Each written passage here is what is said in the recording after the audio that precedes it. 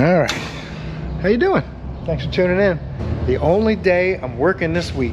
Bright-eyed and bushy-tailed this morning. 7:05 I'm here. Look at all the motorcycles. We're not a motorcycle shop. We'll fix them all. Matter of fact, I'll put in a few clips so you know what to expect in today's video. And I think we'll be on that Tacoma next. Let's do our best to learn a thing or two and have some fun today. We got to make it count. We got one day. You know, maybe what I'll do is if I have a few interesting repairs, I'll make 3 separate repair videos instead of a day in the shop this week, but we'll see. It all depends on how things go. Let's finish getting this place opened up and get to work. Stay tuned. The JS 3000 from Top Don. Boost. That jump box is only halfway charged, and it did it.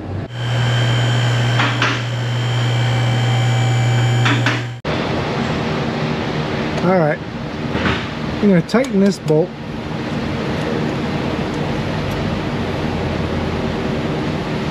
And we're going to put a new tie rod in on that side. That was the one that had a play in the inner tie rod end.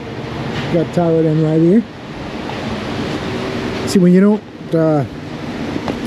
you can just name your stuff original grade or original brand. And it's not like a copyright thing. It might be a little bit sneaky, but you can do it. I think it's like a 19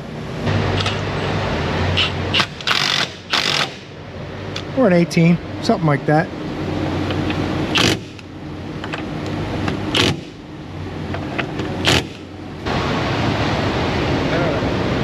This one you might remember before I cracked this loose already. Before I pull this out of here, I want to definitely loosen that up. It just makes it a little easier.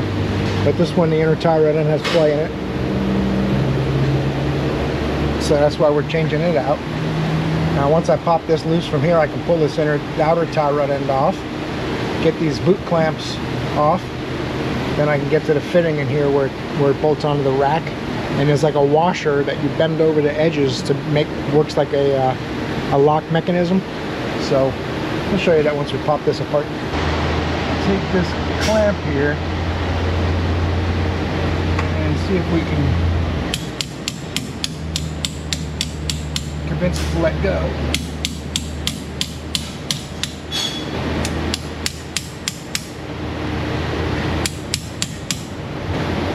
You bend this open a little bit, it'll let you reuse it. And I'd rather do that than put a tie wrap on it. Tie wrap's okay as a last resort, but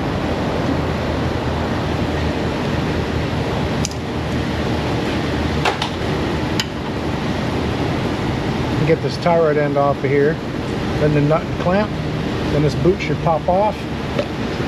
It's easy. I want to get this pretty close to make my alignment easier.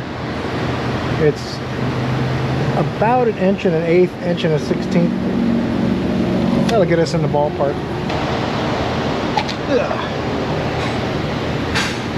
Now, get that flat washer, straighten it out a little bit. Doesn't matter if we damage it. The new tie rod end comes with a new washer. And then my Knipex inner tie rod end wrench will get that right off.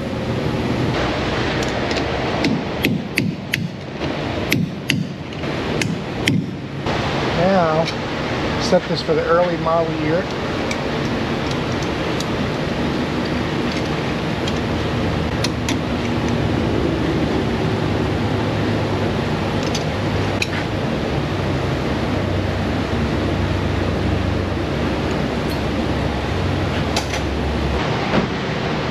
Washer has little teeth on it, and you want those teeth to be in the slot on the rack when you get close.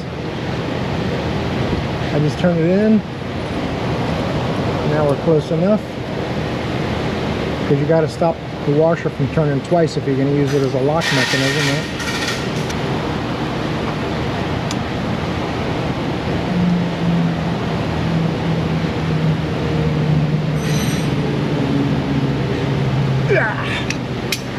Alright, now hammer these over on the flats. It comes with a little tube of grease, a little package of grease. Put the grease in here. Just helps to slow down the wear a little bit. There's grease behind it, I would hope too. It's a Teflon ball in there, I believe, Teflon coated, and that's what happens. The Teflon wears out from not having enough grease or just from age.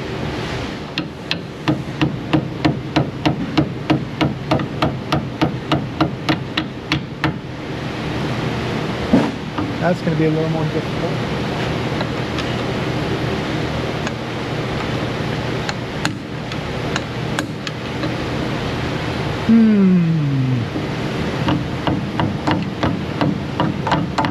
Not a lot of room the way this ended up. This might have to do. It's not going to hurt anything, but I'll try a smaller chisel first before I give up. Oh, you know what I can do too? I can use my Knipex inner tie rod end tool and bend it over that way.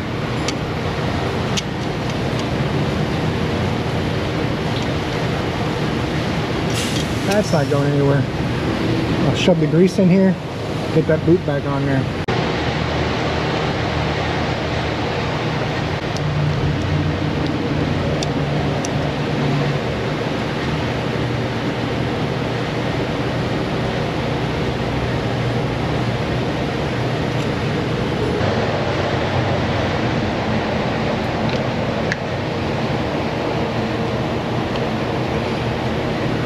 Clamp. Let's see, these the same size? They are. I'm gonna use the new one. Might as well. I gotta crimp that clamp over before I get too carried away. And all you do is, I have a special tool for that, but it's not a critical thing. You're just keeping dust out of the joint.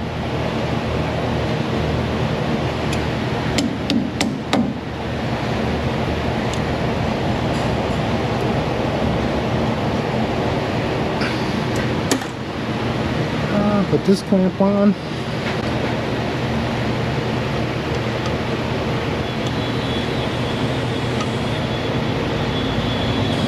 Outer tie rod end. This thing's ready to hit the alignment machine.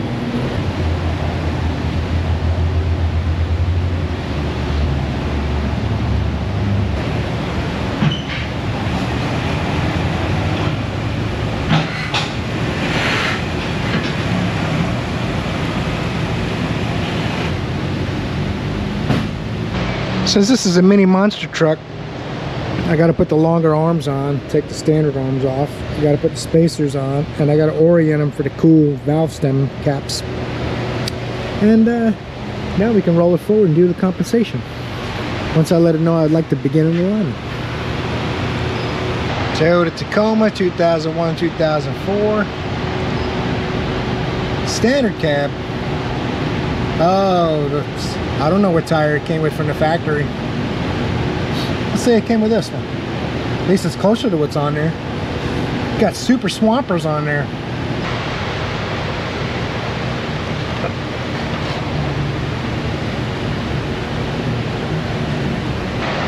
Install a brake pedal depressor and steer the wheels as I direct you. Alright. Brake pedal depressor's installed. Let's do a little caster sweep. See if we can figure out where this monster's at.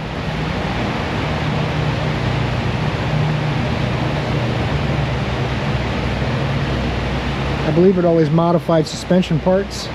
Getting the wheel straight is going to be our main concern. We're going to see what we can do though. The steering wheel's locked up. Now, I'm going to need to bring the back of the tire in. Got too much toe in. Get rid of that.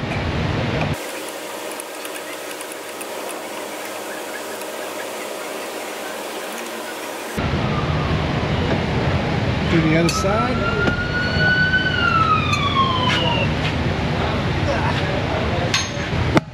There you go. Hang on over here, man. What's up? How you doing?